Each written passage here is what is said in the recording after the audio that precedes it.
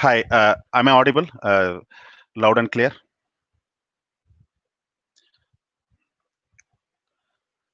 Thanks a lot. So, yeah, warm good morning to all of you, and it's almost noon, and really excited to see you all in this virtual mode. Thanks to STC, and thanks for this wonderful opportunity to talk to you. And also, this is my sixth consecutive appearance, so it has been a new learning every time. Enjoyed listening to Magesh and Anjali, and also the speaker who spoke before me. So, all are different perspectives on emerging area and stuffs like that. So, having said that, I just wanted to go ahead and with a very quick introduction about myself. I'm Muthu Venkatesh. You can call me Muthu. I'm a principal consultant with Infosys, and had been for the last 15 years. I've been working on exciting assignments and on emerging areas. And I'm here to share a very interesting mathematical model that we developed for our customers, across the globe. And it was on intelligent optimization of cloud subscription cost. So this is, you can even see it as an extension, interesting extension or an interesting perspective to what Magesh was talking about in the morning. I don't know how many of you listened to Magesh talk. It was very great, and it had very interesting perspectives. So mine is going to be an extension to it. So though Magesh clearly said that data, no, can never beat artificial intelligence. Pradeep was also saying it can never beat natural stupidity. But as long as you have reliable data, historical data, you can always do wonders in whatever way. You can reduce the manual intervention, try to bring in a reasonable intelligence to a greater extent. So this is the overall crux, with which I'm going to share a solution that I developed for the optimization of cloud subscription cost. I'm just pulling out my presentation. Hope you can all see my screen. I've shared my screen and I've shared the presentation.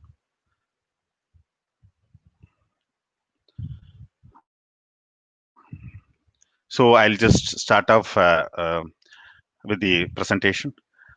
So here, as I was saying, it is all about intelligent optimization of cloud subscription cost. So what do you mean when you say it's an intelligent optimization? Of course, we do know that cloud subscription cost, with this mass movement that enterprises have started to take towards cloud, we definitely know that it's going to be a huge cost on the balance sheet for all enterprises, and that it's going to increase their bottom line. And obviously it has to be optimized, like how you optimize any other cost or your bottom line. Now, where does this intelligent optimization come from? It comes from the concept of the machine learning model and algorithms, wherein rather than you going down and burning down your fingers from your experience and then switching or flipping between different models of cloud subscription model, what if you had an intelligent ML AI model which goes through the different facets or different ways in which your current landscape is being utilized on prem, and it helps you to intelligently decide, like, how could you go ahead and what kind of a model could you subscribe on cloud. So that is what I'm going to talk about in the next 20 to 30 minutes. So here, um, what is happening today? I just gave some of the stats are really exciting, and at the same time, it is also creating a wide range of opportunities. Understand when I pulled this report last week. I have been traveling along with this cloud journey, and here you see that the top AWS, Azure, and Google Cloud see the enormous increase in the adoption by enterprise, and this is only going to grow more and more. And as we say that, definitely it becomes a very relevant problem for enterprises to keep the cloud subscription cost under control. It cannot just go up the roof, and it's going to merely defeat the purpose of going to cloud. One of the strongest purposes to leverage from the multi-tenant model and to bring down the cost of hosting hardware and all the softwares in the world.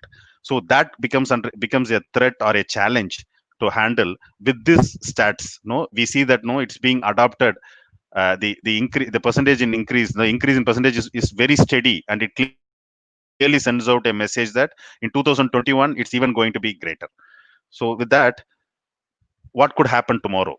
Of course, already COVID has done its sweet damage, right? It created a huge hue on the overall physical movement and no collaboration model. We had to go back and reinvent our collaboration model because of this COVID situation.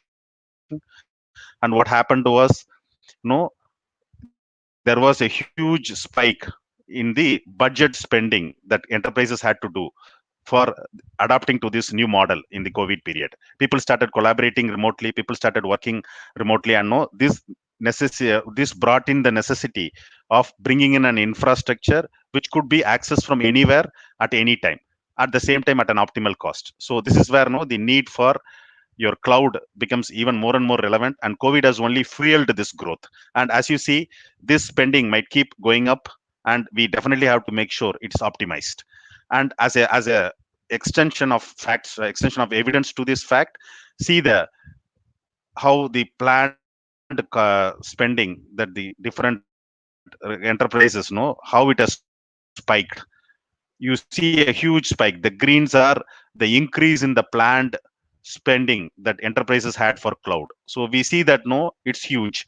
We see a huge increase in the percentage, enterprises wanted to spend on cloud. It has become more and more intense due to COVID, and as we get more matured on cloud, I don't think enterprises are going to come back when they start realizing the benefit of the huge enormous cost saving that they're going to get, the flexibility they're going to see, the more competitive they are going to become with 24/7 access, with very less downtime, and no with less resources to handle all the pain of environment. This is only going to grow more and more. Okay, so having said that, how do enterprises control the cost? Now we did see that no the current kind of surge that is happening on cloud utilization, how organizations are adapting to more and more cloud kind of paradigm. So having said that, it's definitely going to be a problem for them on the cost side. So how do we control that cost? So as the picture clearly says, part of the problem, majority of the problem lies hidden to us. It's like an iceberg. You only see one by a very small portion of that is available to you.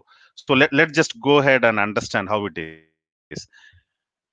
When we decide, or when most of the enterprises decide to take up a cloud journey, they look at various factors. Okay, they look at their current application on prem, and that is the more important part. No, unknowingly or unfortunately, their focus is on their current application landscape, and know how do I move it with less disruption to my customers, and at the same time, how do I ensure that there are no defects, there are no broken workflows, and no there is no SLA breach. They focus on those factors. So these are the two things that they have it on their mind, and unknowingly they tend to miss out these hidden dangerous factors. So what are they? We will have to look at whether your current landscape, is it distributed properly between the three models of cloud. And these three models are eventually growing as we talk. So today the well known models are infrastructure as a service, platform as a service, and software as a service.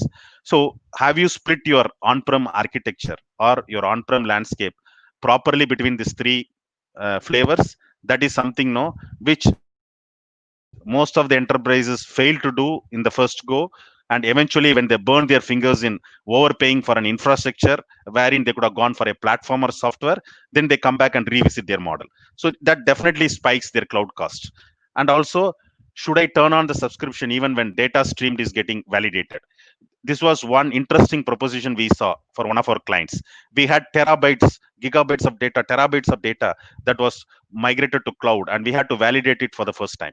Not necessary that you'll have to run your validation on cloud, because it's going to keep the virtual machines up, it's going to keep the services up, and no, it's going to be a huge cost. Rather, you could spool them off to a latent data store on prem, and then get the validation done and then certify it. So probably if you would have thought through this, then you could have done it. So how much of your data streaming is has to be validated, and can it be done offshore? Wherever it can be offshore to on prem, it has to be done. So have you done that analysis? That also spikes up your cloud subscription cost. Then here comes the interesting part. I just saw at least 25% of my clients, they had gone in and overbought what they want.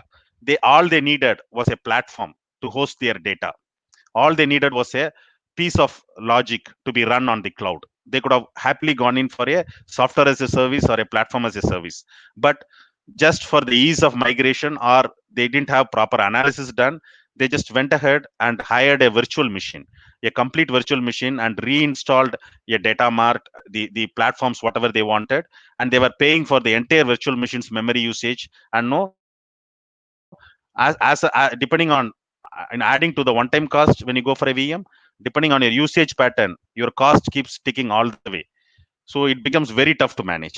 And also, is your subscription pattern. Having said all that, this is a very high level problem in a nutshell. Is your subscription pattern in sync with your application usage?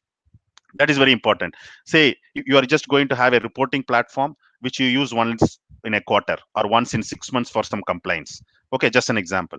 You definitely don't need a virtual machine or a running service all through the months, no, all through the 12 months in a year to host that reporting data. You could have it offshored, put that in a latent model in on-prem, and then outsource it to the cloud whenever you're going to do the reporting. That's going to save you a huge cost, okay, on the cloud subscription. And also you wouldn't need much of a expense to have this data stored in on-prem till you pull it over to cloud. So this really helps enterprises to control the cost to a greater extent. Now on the comprehensive model, okay, say what we thought was, having said all this, okay, what could be a very comprehensive model, no, for me to go ahead and create this subscribe and create this sub model, no, wherein I can decide where to go for platform as a service, where to go for software, and where to go for infrastructure. So here we just thought through and we developed a algorithm, a predictability and natural language processing based algorithm. You do have wonderful models in the in the internet, and no, you have providers, you have language platforms like Java, Python, R. So we just sat through, brainstormed this problem, and then we came up with a YAML AI rules model, wherein we picked up, all we had to do was study data. Yeah, of course, no, I can't stop referring to Magesh talk in the morning where, no, sometimes data can mislead you, but here it is all the actual data that comes out of your usage on the on-prem. So they should definitely take you in the positive direction. They should help you to arrive at a reasonable decision. So we took the positive side of this model, and then we went ahead and analyzed what are the interfaces or the key structures that you'll have to study, and how easily it can be studied by the algorithm. So end of the day, any data volume or interfaces, no, any data that you store, it either has to sit in a mart or on the fly also it has to run through interfaces. So we just bifurcated the entire landscape in terms of my data flow interfaces, and we captured the volume for the last 1 year. So we had algorithms to sniff and capture the data and volume, and we used a classification model. If you remember what Magesh was showing in the morning, classification and clustering is merely on the unsupervised side, whereas classification is unsupervised. So we went with a supervised model where we had algorithms to sniff at the data volume and interfaces data. We captured and we understood by going as long as back as long as possible we could go, as back as possible we could go. We went back and we tried to capture good amount of data from the on-prem landscape, and the way it flows, the number of interfaces it hits, what is the entity and relationship model, and also the sensitivity of the data that is being handled. So we used a stack of technology such as predictive algorithms as well as natural language processing and understanding in order to understand all these nuances of the data. Then we went and looked at their purchase ratio. Say how many of their existing applications on-prem are proprietary frameworks or proprietary tools. Then how many are market tools. Then how many are vendor specific. The enterprise might have vendors from whom they are getting services. So this ratio is really useful because it is a direct mapping. If at all you had an equivalent, an equivalent platform as a service which suffices to this, some of their proprietary tools or some of their market tools that they are using today, then it becomes easy to rather put them or push them to a platform or software rather than hiring a infrastructure. So we did that study, and it was not like we had to sit and do it for months together. We just went through the logs, application logs, the data, how you sniff and capture pattern. We just went to the application logs, we went to the upstream interfaces, we went to the downstream, and then we captured the application flow detail, the blueprint sheet, the design. From there we could arrive at this ratio. Okay, so we took the ratio of the market to proprietary to vendor platforms and tools, and then the infra landscape. Say how much of on on-prem today, say probably how is your geography distributed. Are you operating in some geography sensitive area, in areas which are sensitive from a geographical perspective? Say, to give an example, Azure has a separate data model and security model for Germany, because Germany, the data dispensation rules are different. So we took such cases and we studied their landscape, like how are they distributed depending on the client and the services they provide, and know what are the geographical or compliance standards. You have this MiFID 2, and then you have this Basel compliance. So we went through from that perspective. We studied their landscape details, and we understood how their geography is distributed, and know what would be a best equivalent when they go to cloud tomorrow. So with all this inputs flowing into the MLA engine, we, after studying that, we started predicting. The output that we generated was, given all these inputs, how could I classify? See, what can go as a platform as a service, what can go as software as a service, and what would need an infrastructure. And these are all from the statistical data, and you can always guess 85 to 90%. You can make an accurate guess, because the fundamentals are pretty same. Say, wherever you use a proprietary tool on a proprietary platform, they become an infrastructure candidate. And it doesn't matter whether you go to Amazon, or you go to Azure, or AWS Azure, or you go to GCP, or whatever. All the cloud service providers, they pretty much follow the same fundamentals when they segregate. Say, AWS might call their specific instances as EC2, whereas Azure might call it as an Azure VM, but the concept is same. So we went with that generalization and thought, no, this could be a cloud service provider agnostic model. You don't have to, you can do this analysis, and this can help you irrespective of whether you are going to migrate to an Microsoft Azure platform, or you're going to migrate to GCP or Amazon Web Services or the other cloud providers, because the fundamentals are same and it's a generalized approach. You just have to identify the corresponding components of the cloud provider that suffices this mode of subscription, and then accordingly you will have to shift and refactor, either lift and shift or refactor. And in general, we found some interesting stats. Wherever you do a cloud migration, I've been pretty much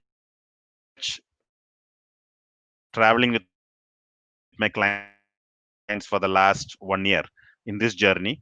Wherever you see a huge proposition of lift and shift, I could, from the data, I could arrive that that was really not a good cloud model. If you are going to do a lift and shift, unless and until you have a 90% of on proprietary stuff, and also very specific data lying in, or highly secured data lying in, you don't have to go for such a model. And going for such a model is as good as remaining on on-prem. You are not going to reap the benefits. So it is that critical. Just adopting cloud doesn't mean you're going to make profits. You're going to become competitive. It depends on how you adapt. And this entire insight is about helping you in how you adapt to it with a ML model. And there are challenges in some cases. When we partnered, we had wrongly recommended for a couple of our clients, some of them that could be software as a service. We had recommended them to be platform. We came to know that after 2 months of subscription or usage, we realized that no, we are just paying a huge amount without even utilizing it. So it is that critical. Just adopting cloud doesn't mean you're going to make profits. You're going to become competitive. It depends on how you adapt. And this entire insight is about helping you in how you adapt to it with a ML model. And your predictions are going to be wrong. So here I wouldn't use the word wrong. It is more like it sniffs around a specific usage pattern. Then this cannot be eliminated completely, but it drastically reduces the pain, and it helps model. And then you realize that no, you are hiring a virtual machine wherein you could have walked away with a very cheap software as a service. And one more interesting thing that we'll have to understand is, when it comes to platform as a service and software as a service, they could be scary because they are public services on cloud, whereas your infrastructure is a private service, common cloud. But here in this case, this is open to the common cloud as public services, but that only makes it more cheap, because important that you classify your data volume and interface. If you are non-sensitive, they don't have to worry about any data security, and the remaining 25% can be channels. Okay, and this model keeps evolving. We were traveling along with our clients, understanding their pain, presenting a futuristic opportunity. I was trying to make our approach to one of our prospective clients. The client asked me a very interesting question. She asked me that, no, because of your services or your model, today my cost is this much, no, and my utilization is only 60%. She gave a dollar amount. How much will it reduce? Because I want to channelize that for subscribing for other costs, or we want to have our budget under control. So this suits very well. This kind of an approach suits very well in such cases. And I believe 80% of clients today will have this problem, where they have to choose and pick between the right cloud subscription model. Then comes your cloud service provider, but this is again agnostic of cloud service provider. It gives you a recommendation in general for a migration from on-prem to cloud.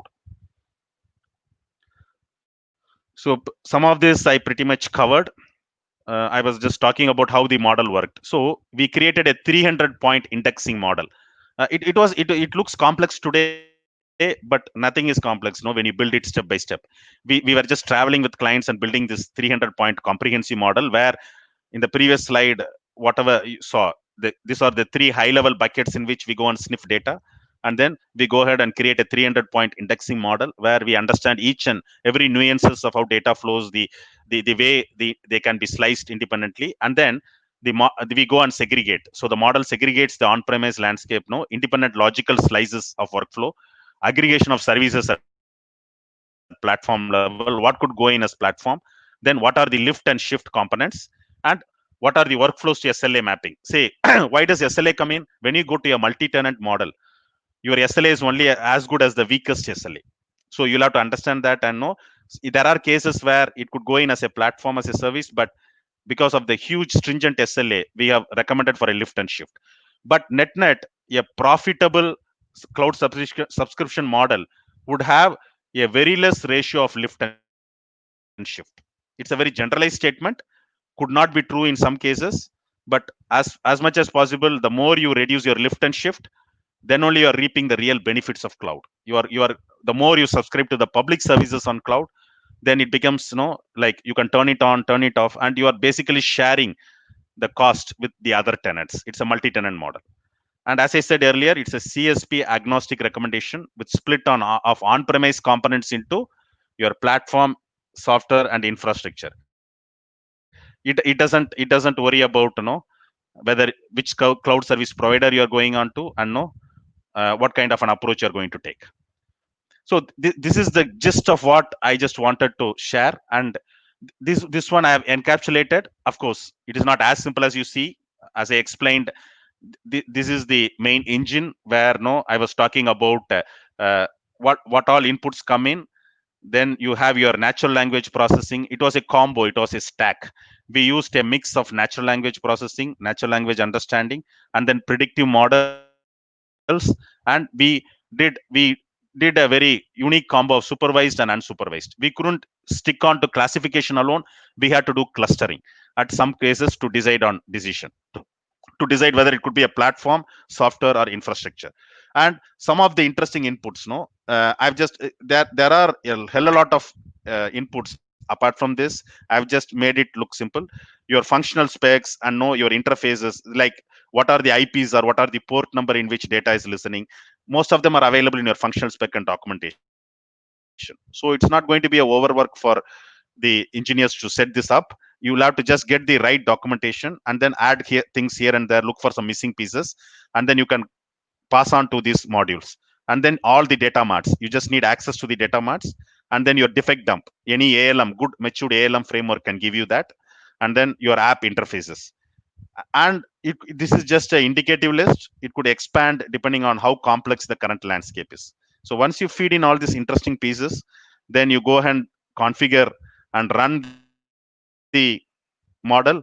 It's going to split out and give you a recommendation on what could go in, what are all the interfaces or data flow that can go in as platform as a service, what could go in as software, and what could, no, the remaining pieces goes to your lift and shift, your infrastructure as a service. So this is it in a nutshell. And with this, I would like to pause, end, and no, take any questions if there are.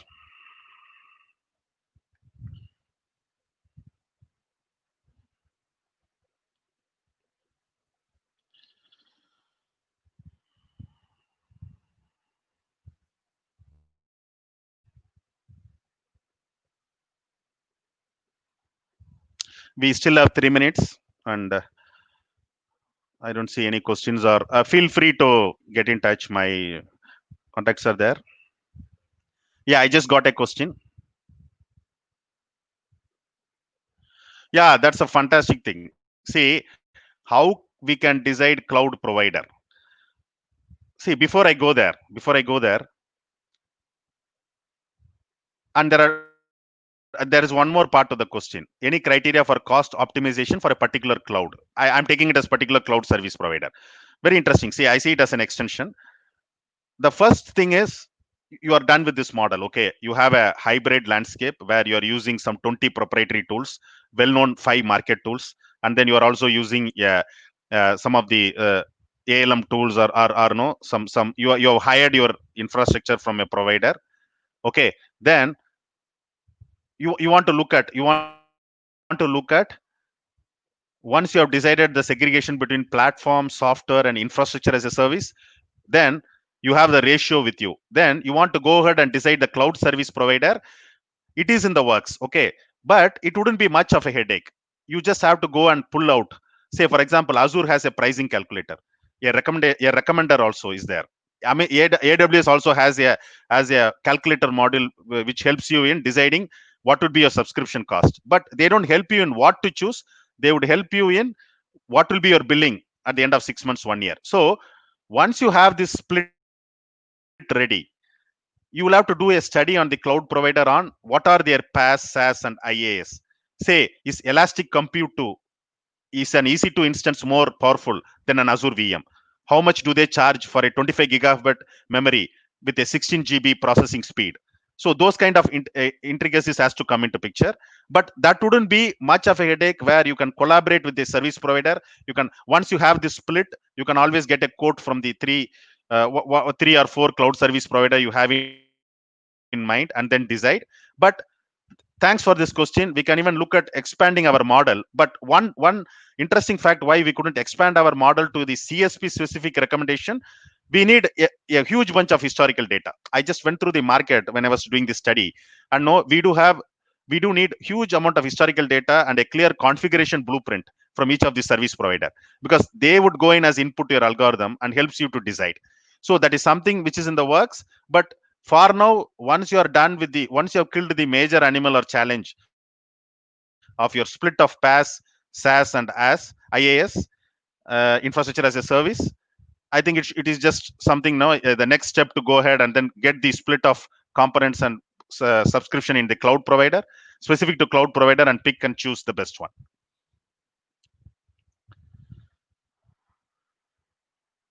Yeah, I had another question.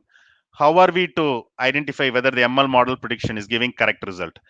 You will have see, initially it is a wait and watch approach. I can give some examples. Even before I go there, how did we even start thinking about this model? Because one of my partner, yeah, one of our strategic partners, he went in for cloud, and then no, after 3 months of budget revision, he found that he went above the budget by 60%. And no, he was really worried, like no, we migrated to cloud and we had an estimated cost saving, but we had ended up 60% shooting above the roof. And when we went and looked at it, it was primarily because they had lift and shifted many components than what they should have actually done. So we went and introduced this model. Now, how do we see whether it is correct? Initially, before we build and freeze the model recommendation, we'll have to wait for a 3 month period, go for a trial, 3 month test period, come up with an estimated cost, and then once you split according to the model's recommendation, okay, then you can go ahead and wait and see after 3 months, okay, what is the actuals, how is it deviating from the estimated. We even had a daily tracker that we prepped, as to say this is what we estimated, and if we break it down, whatever we estimated for 3 months, if we break it down to on a daily basis, then what is our actuals on a daily basis. You can also request for a daily billing from your provider and make a payment at regular intervals. So we looked at the delta. Say after first 1 week of comparison, if you see a delta more than 10 to 15%, then your model is wrong. Somewhere you have not taken the right data. You'll have to go back and revisit. If you see that it is within the threshold, then you are good. You just keep continuing and following it up. and that ensures the objective is met. Your actuals is well in line with the estimated, of course, with allowed threshold variance with variance within the threshold. Then that gives you a confidence that your prediction is correct. So that is how it works. Okay, and as time goes by, with more and more historical data getting under the blanket, our model is going to be like, no, you can always strike accuracy of 88 to 92%, and beyond that, of course, some human intervention is needed to fine tune. Hope that answered your question. So, yeah, so with this, I think I've gone 3 minutes above my time. So thanks for listening, and it was a great opportunity to listen to others paper as well as to share my thoughts. So have a great day and continue to enjoy the conference, and you can always offline reach out to me. My coordinates are there with STC, and I'll be more than happy to take this discussion forward. Thanks a lot. Have a great day.